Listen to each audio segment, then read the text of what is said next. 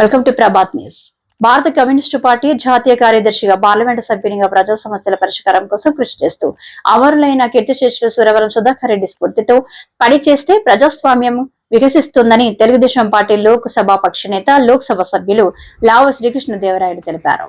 జన చైతన్య వేదిక ఆధ్వర్యంలో ఈ నెల 14వ తేదీ ఆదివారం రాత్రి గుంటూరులోని వేములపల్లి శ్రీకృష్ణ హాల్లో జరిగిన సురవరం సుధాకర్ రెడ్డి సంస్మరణ సభకు జన చైతన్య వేదిక రాష్ట్ర అధ్యక్షుడు వల్లంరెడ్డి లక్ష్మణరెడ్డి అధ్యక్షత వహించారు. ప్రధాన వక్తగా విచ్చేసిన లావు శ్రీకృష్ణదేవరాయలు ప్రసంగిస్తూ 65 సంవత్సరాల రాజకీయ జీవితంలో నిరంతరం ప్రజా సమస్యలపై అధ్యయనం చేస్తూ వాటి పరిష్కారం కోసం కృషి చేసేవారన్నారు. సిపిఐ రాష్ట్ర కార్యదర్శి కె రామకృష్ణ మాట్లాడుతూ సురవరం సుధాకర్ రెడ్డి నిరంతర అధ్యయనశీలి అని పదవుల్లో ఉన్నా లేకపోయినా ఒకే విధంగా నిరాడంబర జీవితాన్ని గడిపారన్నారు.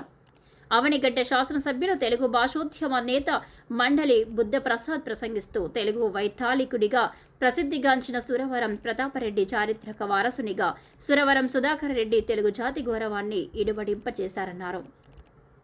సిపిఎం రాష్ట్ర కార్యదర్శి వర్గ సభ్యులు వై వెంకటేశ్వరరావు మాట్లాడుతూ జీవితాంతం కమ్యూనిస్టు ఉద్యమానికి అంకిత భావంతో కృషి చేసినట్లు తెలిపారు. జన చైతన్య వేదిక రాష్ట్ర అధ్యక్షుడు వల్లంరెడ్డి లక్ష్మణరెడ్డి ప్రసంగిస్తూ సురవరం సుధాకర్ రెడ్డి 15వ ఏటానే విద్యార్థి ఉద్యమాలలో భాగస్వాములయ్యారని, ఏఐఎస్ఎఫ్ జాతీయ కార్యదర్శిగా, ఏఐవైఎఫ్ జాతీయ కార్యదర్శిగా పనిచేస్తూ అంచెలంచెలుగా ఎదిగి సిపిఐ జాతీయ కార్యదర్శిగా, ప్రధాన కార్యదర్శిగా, నల్గొండ లోక్సభ సభ్యునిగా కృషి చేశారన్నారు.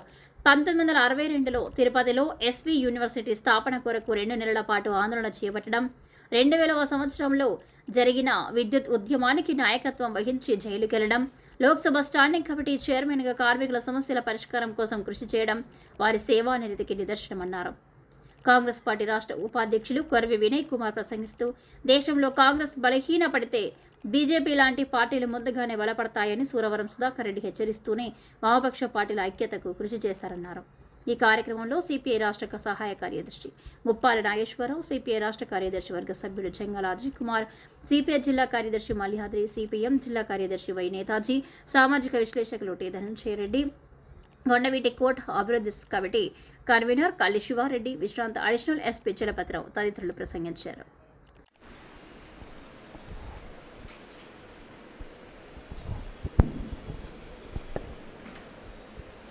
కూడా రాజకీయంగా సైద్ధాంతికంగా విభేదించేవారే తప్ప ఎవరితో కూడా ఇలాంటి ఇది లేనివారు. కానీ సుధాకర్ రెడ్డి గారి గురించి సభ సభ్యులు తెలుగుదేశం పార్టీ లోక్సభ పక్ష నేత లావు శ్రీకృష్ణదేవరాయలకి స్వాగతం తెలియజేసుకుంటూ, చాలా పనులు సమర్థవంతంగా లక్ష్మణరెడ్డి గారు చేయగలిగాడు, కానీ వర్షాన్ని మాత్రం ఆపలేకపోయాడు.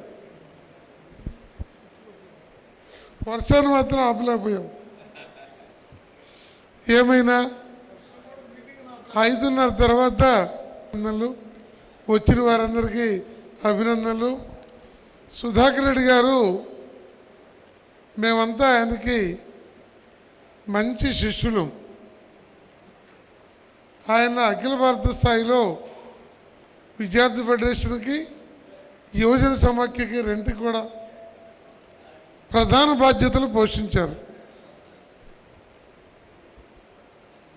నేను ఈ కార్యక్రమం పిలిచినప్పుడు పార్లమెంట్ మెంబర్గా ఉన్నారు ఆయన 2 సార్లు. పార్లమెంట్లో ఉన్నప్పుడు దేని గురించి ఆయన ఎక్కువగా మాట్లాడటం జరిగింది, దేని గురించి చేశారని చూస్తే, ఒకటి ఆయన ప్రైవేట్ మెంబర్స్ బిల్లు అని మేము మెంబర్గా ఉన్నప్పుడు మేము పెట్టచ్చు బిల్లు. అది స్వాతంత్రం వచ్చిన దగ్గర నుంచి ఒక 2-3 పాస్ అయినాయి అంతే. ఈ రోజుల్లో అయితే శుక్రవారం పొద్దునే గొడవ చేసి, శుక్రవారం పొద్దున 1 అవర్లో గొడవ చేసి శుక్రవారం మధ్యాహ్నానికి వెళ్ళిపోతున్నారు. ప్రైవేట్ మెంబర్స్ బిల్ సాయంత్రం వస్తుందంటే. సో అయితే 2004 ఆ టైంలో సుధాకర్ రెడ్డి గారు తీసుకున్న ప్రైవేట్ మెంబర్స్ బిల్ ఏమిటి అంటే, పిల్లలకి, స్కూల్కి వెళ్ళే పిల్లలకి right to nutritious food, right to health మీద తీసుకొని ఆయన ప్రైవేట్ మెంబర్స్ బిల్ ముందుకు మూవ్ చేశారు. దాని తర్వాత మొట్టమొదటిసారి ఒక ప్రధానమంత్రి గారు బిల్లు ప్రపోజ్ పెట్టింది ఏది ఉందంటే right to education act. Manmohan Singh గారు చేసి దాన్ని ముందుకు తీసుకెళ్ళడం జరిగింది.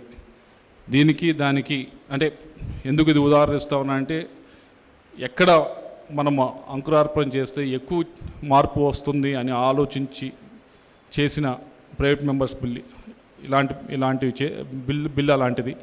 కాబట్టి అలాగే దాంతోపాటుగా ఆయన ఏదైతే నల్గొండని ప్రాతినిధ్యం వహిస్తూ ఉన్నారో అక్కడ ఫ్లోరైడ్ సంబంధించి డ్రింకింగ్ వాటర్కి సంబంధించి కూడా చేయమని కోరటం జరిగింది. దాన్ని ఎదుర్కోవాలి, దాని నుంచి ప్రజల్ని ఆ బాధ నుంచి తప్పించాలి అని ఆయన కూడా కోరటం కూడా జరిగింది. సరే, ఈ రోజుల్లో జల్ జీవన్ మిషన్ అని చెప్పి తీసుకురావడం జరిగింది. ప్రతి ఇంటికి కుళాయి నీరు ఇచ్చే కార్యక్రమం చేస్తూ ఉన్నాం. కొద్దిలో సక్సెస్ అయింది, కొన్ని చోట్ల ఇంకా జరగవలసి ఉంది. అయితే ఇది డెమోక్రసీ అనేది, ప్రభుత్వం అనేది ఇదంతా కూడా కంటిన్యూస్ ప్రాసెస్. ఐడియా అనేది కింద నుంచి వచ్చినప్పుడు, ఆ సమస్య అనేది కింద నుంచి వచ్చినప్పుడు పైన ఉన్నవారు దానిపైన తప్పకుండా కూర్చొని చేస్తారు. తెలుగు జాతికి ఒక కీర్తి శిఖరం లాంటి వ్యక్తి సురవరం సుధాకర్ రెడ్డి గారు అనటంలో ఎటువంటి అతిశయోక్తి లేదని చెప్పి మాత్రం మనం చేస్తున్నాం. ఆయన ఒక జాతీయ స్థాయిలో తెలుగు జాతి ఖ్యాతిని నిలిపిన వ్యక్తి, తెలుగు జాతి గౌరవాన్ని నిలిపిన వ్యక్తి, తెలుగు జాతికి గౌరవ ప్రతిపత్తిని సాధించిన వ్యక్తి సురవరం సుధాకర్ రెడ్డి గారు. నేటి రాజకీయ నాయకులందరూ కూడా ఆయన ఆదర్శం కావాల్సిన అవసరం మాత్రం ఎంతైనా ఉంది. ఆయన నిరాడంబర జీవనం కానివ్వండి, ఆయన అజాత శత్రుత్వం కానీ మనం ఎందుకు సాధించలేము, మనం ఎందుకు ఆ రకంగా అందరి చేత గౌరవింపబడ పరిస్థితులు మనకు ఎందుకు రావు అన్నది ఒకసారి ప్రతి ఒక్కరు కూడా ఆలోచించాల్సిన పరిస్థితి ఉందని చెప్పి మాత్రం మనం చేస్తున్నాం. నిజంగా ఆయన ఒక జీవితం ఒక ఆదర్శమే కాదు, మనందరికి కూడా మార్గదర్శనం అని చెప్పి మాత్రం మీ అందరికీ మనం చేస్తున్నాం. ప్రత్యేకించి రాజకీయాల్లో ఉన్న ప్రతి ఒక్కరు కూడా ఆయన జీవితాన్ని అధ్యయనం చేయాలి, ఆయన జీవితాన్ని అనుసరించాలి. మనం కూడా రాజకీయాల్లో ఉన్నందుకు నలుగురు కూడా మనల్ని గౌరవంగా చూసి రాజకీయాలకు కూడా గౌరవమైన పరిస్థితులు కల్పించేలాగా చేసుకోవాల్సిన బాధ్యత రాజకీయాల్లో ఉన్న మా ఓటర్లు అందరికి కూడా ఉందని చెప్పి మాత్రం ఈ సందర్భంలో మనం చేస్తూ, కాబట్టి ఏమంటే ఆయన నిరంతరము ఆరోగ్యం కొద్దిగా బాగుందంటే చాలు, ఒక పుస్తకమన్నా చదివేవాడు, పేపర్ అన్నా చదివేవాడు, తాను కొంత నోట్స్ రాసుకునేవాడు. ఆ రకంగా ఆయన చివరి వరకు ఒక అధ్యయనశీలిగా ఉన్నాడు. ఆయనలో మనం నేర్చుకోవాల్సింది ఏదైనా ఉంది అంటే, ఆయన ఎప్పుడు కూడా సమయాన్ని వృధా చేసేవాడు కాదు. ఏదో ఒక అంశాన్ని తెలుసుకోవడమో లేదా తాను తెలుసుకున్న అంశాన్ని ఇతరులకు చెప్పడము అనేది జరిగేది. నేను చూసిన కమ్యూనిస్ట్ పార్టీ నాయకుల్లో ఇద్దరు నాయకులు, ఒకరేమో నల్లమల గిరిప్రసాద్ గారు, రెండోది సురవరం సుధాకర్ రెడ్డి గారు. వాళ్ళతో మాట్లాడుతూ ఉంటే గంటలు గంటలు గడిచిపోతుంది. ఎన్నో విషయాలు, అనేక విషయాలు, ప్రపంచానికి సంబంధించిన విషయాలు, మన దేశానికి సంబంధించినవి, అలాంటి అనేక విషయాలు వారితో కూర్చొని మాట్లాడేటప్పుడు మనకు వచ్చేవి. కానీ సుధాకర్ రెడ్డి గారి గురించి నేను గొప్పగా చెప్పాల్సిన ఒక అంశం ఏమంటే, ఆయన జన్మించింది తెలంగాణలో అయినప్పటికీ కానీ వారి అలంపూరు తాలూకా అనేది కర్నూలుకు ఆనుకొని ఉంటుంది. కాబట్టి అనంతపూర్ తాలూకా వాళ్ళందరూ కూడా పొద్దున్న లేస్తేనే కర్నూలులో ఉంటారు. ఈయన చదువు కర్నూలులో స్టార్ట్ చేశాడు. కర్నూలులో స్టార్ట్ చేసి అక్కడే ఏఐఎస్ఎఫ్ లీడర్గా ఎదిగాడు. కర్నూలు పట్టణ ఏఐఎస్ఎఫ్ సెక్రటరీగా ఆయన ప్రస్థానం ప్రారంభమైంది. అప్పుడేమంటే అప్పుడు చంద్రపుల్లారెడ్డి గారు జిల్లా పార్టీ సెక్రటరీగా ఉండేవాడు. ఈరోజు ఎన్నికల సంస్కరణ జరగాలి, ఎన్నికల్లో డబ్బు పాత్ర, కులం పాత్ర, మతం పాత్ర తగ్గాలి, రాజకీయ అవినీతి, అధికార అవినీతి తగ్గాలి. వీటన్నిటి వైపు సోషల్ మీడియా కూడా గమనిస్తూ ఉంది, యువత గమనిస్తూ ఉంది. నేపాల్ యువత పెద్ద ఎత్తున ఉద్యమించి ప్రభుత్వాలు మార్చగలిగింది, బంగ్లాదేశ్ యువత మార్చగలిగింది, శ్రీలంక యువత మార్చగలిగింది. అవినీతితో కూరుకుపోయిన అధికార పీఠాలని తరిమి బయటికి నెట్టేసింది. అంతకన్నా తక్కువ అవినీతి ఇక్కడేం లేదు, అంతకన్నా ఎక్కువ అవినీతి జరుగుతూ ఉంది. కానీ ప్రజల్ని కులాల పేరుతో, మతాల పేరుతో చీల్చి పరిపాలిస్తున్న పరిస్థితి మనం చూస్తున్నాం.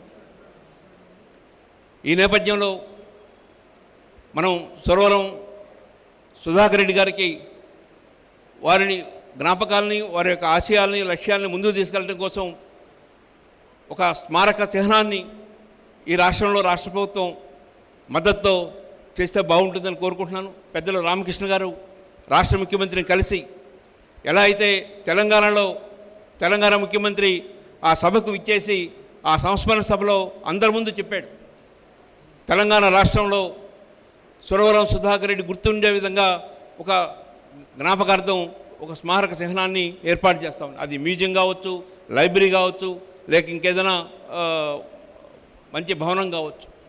అలాంటిది ఆంధ్ర రాష్ట్రంలో కూడా ఏర్పాటు చేయాలని కోరుకుంటున్నాను.